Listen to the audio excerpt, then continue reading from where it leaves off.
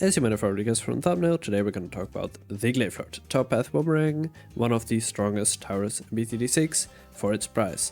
In today's video we are gonna attempt on easy standard on this specific map with under 40,000 to beat round 100. But there are some rules. We cannot use any heroes, we cannot use powers, so also no insta-monkeys. Can we do it? Let's find out.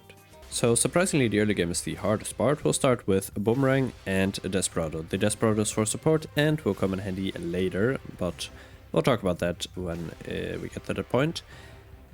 But for now we can use 2 towers as base, so we won't get any upgrades on them until later on, and you will see why. Also, this map has some special properties. For example, it has more road spikes than usual maps, which are pretty useful for our early game setup because, yeah, the towers aren't that strong. That's what makes the early game pretty hard. And then once we have enough money, we will get a village. And we will level this village to top path 4 and middle path 2. What this allows us to do is get, well, first of all, more damage and more pierce and more range for primary towers, but also we will get free upgrades on our desperado and our boomerang. Already tier 1, but it will be enough. So we'll fast forward a little bit and then you will see the upgrades.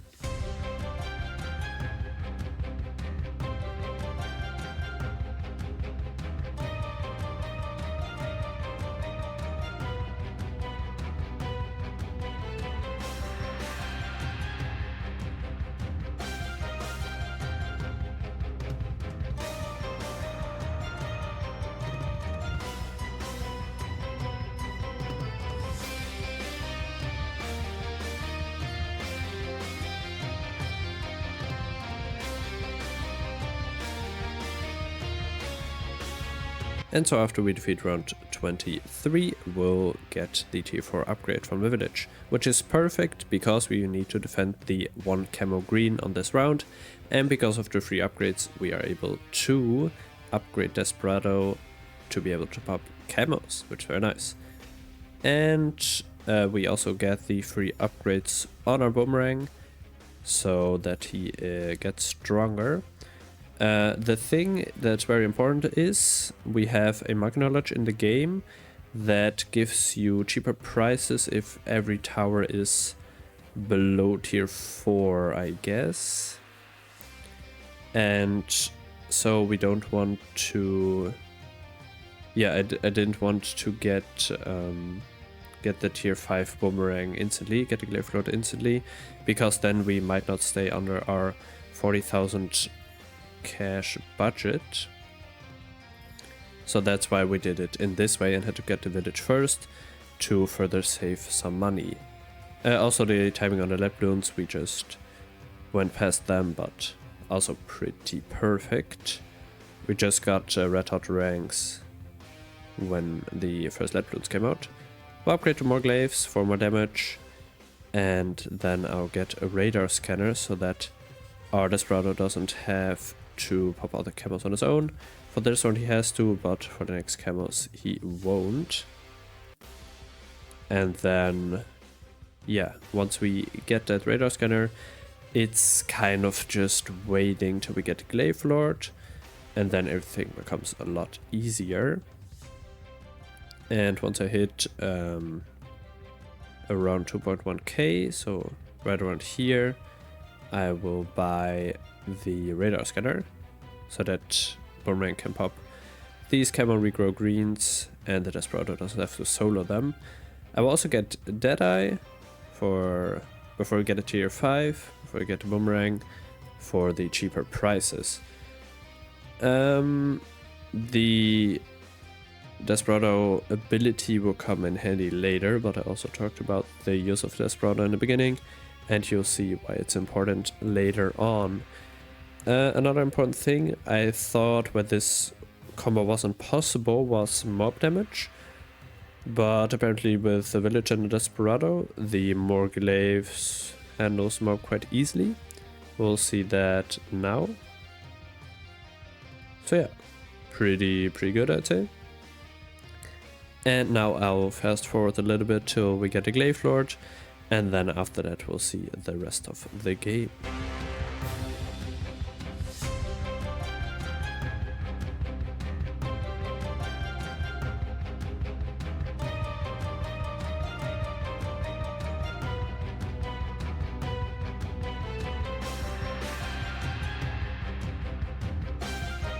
And then on round 52 we are able to afford the Glaive Lord, and now everything is going to become a lot easier. And I will probably fast forward to the 90s, so that we can see actual interesting rounds. Everything up to then is kind of very easy for this combination. So I'll see you then.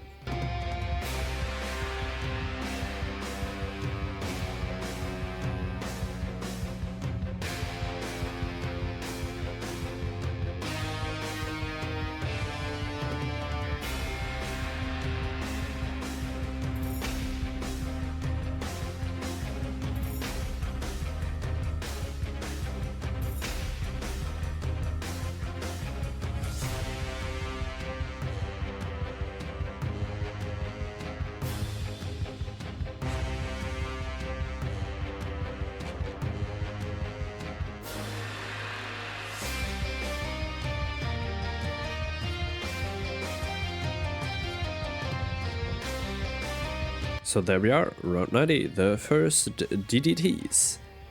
And they go down very easily. Yeah, the most rounds on the 90s are pretty easy. Like, for example, 91. Yeah, local Thanos mobs and BFBs getting absolutely demolished. The interesting thing is our rounds that require a single target. Because what, group damage is extremely easy for this guy. You will see that on 98, which is the round with the most RBE, so the most blimps on screen at that point. More DDTs, also no problem, and the other stuff is pretty easy as well.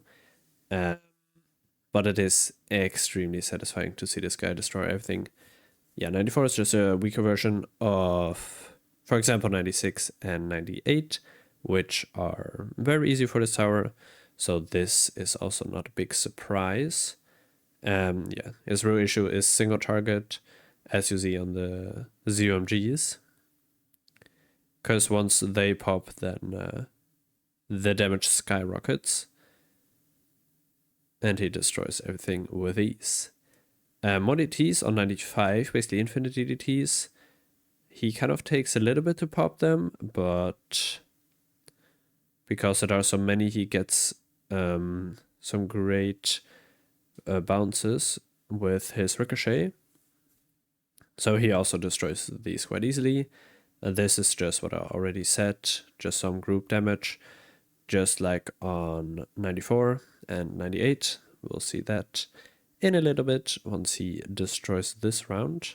And then you also have, a little bit of an idea, because of these ZMGs, what you can expect on the next round, which is 97, where we have 2 fortified ZMGs. Fortified things have double the HP of the normal version. And ZMGs are already quite tanky, as you could see. He took quite a long time to pop them down. But on this round you'll see it even better, where they hit their damage stages quite late and get quite far along the map, which is not a thing you would expect for this tower because of the glaives, but because of the map they don't go around his glaives that often. That's why his single target isn't great. But as you can see here, he also takes this round out. Well, we have to wait for this MG to pop. There we go. Fortified BFBs, not a problem. Moabs, pretty easy as well. There we go.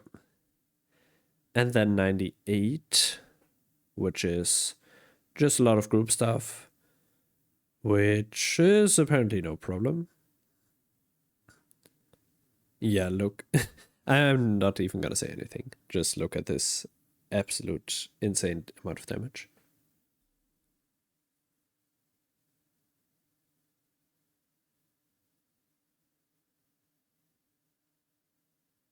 Absolutely amazing. And then we have 99, which is those fortified DDTs, which aren't that big of a problem. And then this is where the fun begins. Yeah, this round took me a lot of attempts. And here you see why I have the Desperado, because that ability gives range, camera detection, and precision, all of which the Boomerang doesn't really need, except range, because he's lacking single target, obviously. So you need to be able to attack the bat as often as possible, and you can do that with this ability. I'll show you this run, which I failed, and then I'll show you a run where I actually succeeded. And then on the last one, you have to look at the ability timings, but I'll talk about that later, because the DDTs are very fast and they always get through. But now I'll switch to a run that actually worked. And as you can see at the start of this round, I bought Quick Draw on the Desperado. I don't know if it makes a huge difference, probably not, but a little bit of extra damage is always nice. And yeah, right here I use the ability once the bat gets out of the Boomerang's range, and then use it again a bit later on when the bat comes in range of his glaives. And then we have to wait till the bat gets around once, and then we use it again once he is on top of the glaives. And then we have to wait a little bit.